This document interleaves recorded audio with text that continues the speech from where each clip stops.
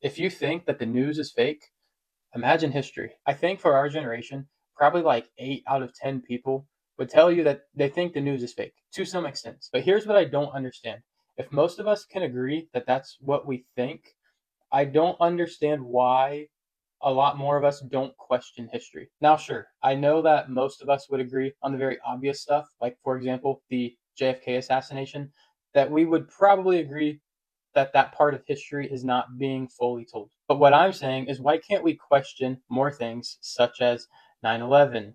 I don't really don't want to say too much because I don't want to get the video taken down. And of course, I'm just asking questions. Everything I'm saying is my opinion. I can't prove anything. This is all satire and a joke.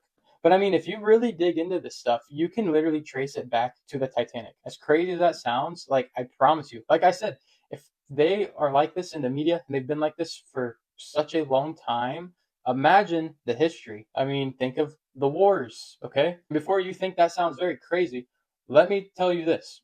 Who writes the stories? In the history books, the truth does not always have to be told. For example, if you win a war, of course you get to write what's happened. And why would you ever write that you were the bad guy? Why would you ever intentionally paint the picture on yourself like you were bad? Of course, in history, we're always taught that the good guys win. Well, of course they do. Why would they not write that? Basically, all I am saying is our generation, we're beginning to kind of get the gears going a little bit, not trusting everything. I think that's a step in the right direction. But God gave us the ability to think critically. We were taught that in school too. At least I hope. I don't know what the big city schools were like, but I know they're crazy now. But we're taught to think critically, okay? Think. Just think. That's all I'm saying. Think. And if you're interested in doing the digging, then do the digging because there's a lot out there that allegedly we're not being told the full truth on, okay? Again, this is all allegedly. If you know, you know.